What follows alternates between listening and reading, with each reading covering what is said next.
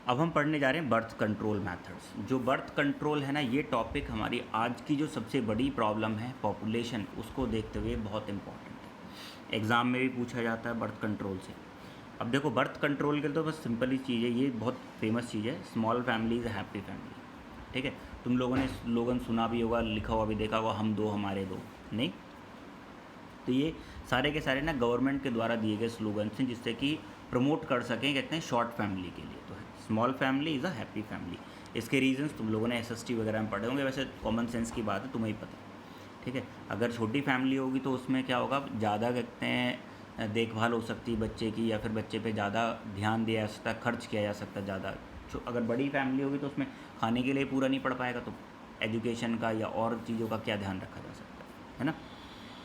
तो birth control can be done by preventing pregnancy in females. अब birth control की बात आती है तो इसमें आता है प्रिवेंशन ऑफ प्रेगनेंसी।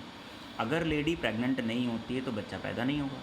तो सिंपल सी बात है, बर्थ कंट्रोल कैसे प्रिवेंट किया जाता है? By preventing pregnancy in female. Females में प्रेगनेंसी को अगर कंट्रोल कर लिया जाए तो बर्थ को कंट्रोल किया जा सकता है। अब आते हैं बर्थ कंट्रोल मेथड्स। जो बर्थ कंट्रोल मेथड्स है ना, इसमें एक टर्म आती है कॉन्ट्रासेप्शन। कॉन्ट्रासेप्शन मतलब होता है preventing pregnancy in females, the prevention of pregnancy in women by preventing fertilisation is called contraception. अगर किसी भी तरह से प्रेगनेंसी को रोक दिया जाता है तो उसे हम क्या कहते हैं? कॉन्ट्रासेप्शन कहते हैं।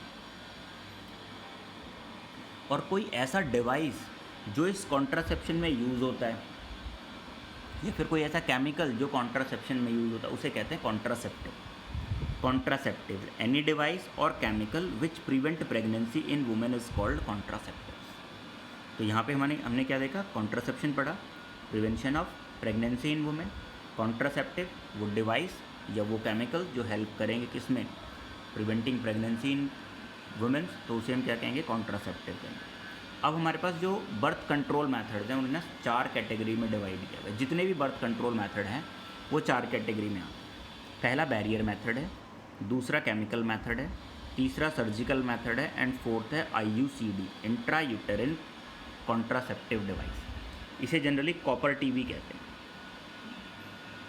Copper T. ठीक है, अभी हम आने वाले वीडियोज़ में ये सारे डिस्कस करेंगे। बैरियर मेथड क्या होता है? बैरियर मेथड में ना हमें बस क्या है, एग को और स्पर्म को कांटेक्ट में नहीं आने देना, यानी कि स्पर्म और एग के बीच में एक बैरियर लगा देंगे। वो आगे पढ़ेंगे सब कुछ कैसे करेंगे। केमिकल मेथड, केमिकल मेथड में हम क्या कर सकते हैं? एग को किल कर सकते हैं, एग का रिलीज़ रोक सकते हैं, स्पर्म को किल कर सकते हैं, स्पर्म का रिलीज़ रोक सकते हैं, या फिर हम क्या कर सकते हैं, जो एग है और स्पर्म है जब वो कंबाइन हो गए, जाइगोट बन गया, तो जाइगोट को भी किल कर सकते हैं। तो केमिकल मेथड कई तरह का हो सकता है। सर्जिकल मेथड, सर्जिकल मेथड में हमने 2 पढ़े थे, एक ट्यूबेक्टॉमी पढ़ा था, एक वैसेक्टॉमी पढ़ा था, है ना। वैसेक्टॉमी का ट्यूबेक्टॉमी, जिसे सिंपली हम नसबंदी कह देते हैं, तो वो सर्जिकल मेथड्स हैं हमारे पास। और ये IUCD, इंट्रा यूटेरिन कॉन्ट्रासेप्टिव डिवाइस, ये एक तरह की डिवाइस होती है। ठीक है, अभी हम इसे डिस्कस करेंगे पूरा वीडियो में, बट ये थोड़ा सा मैं बता देता हूँ। एक डिवाइस होती है जो फीमेल बॉडी में इंजेक्ट कराई जाती है, एक ट्रेंड नर्स या डॉक्टर इंजेक्ट कर देता है, जिससे क्या होता है, इम्प्लांटेशन को प्रिवेंट करती है। जो इम्प्लांटेशन हो रहा था ना, बस वो इम्प्लांटेशन नहीं हो पाता है। That device is called copper T. ठीक है, अभी इस पे ना कोई क्वेश्चन मत पूछने लगना, पता चला इसी पे क्वेश्चनों की भरमार कर दो। पहले पूरी वीडियोस डिलीवर कर दूँ इसकी, उसके बाद हमारे क्वेश्चन बचेंगे ही नहीं, और बचेंगे तो देख लेंगे क्या क्वेश्चन है।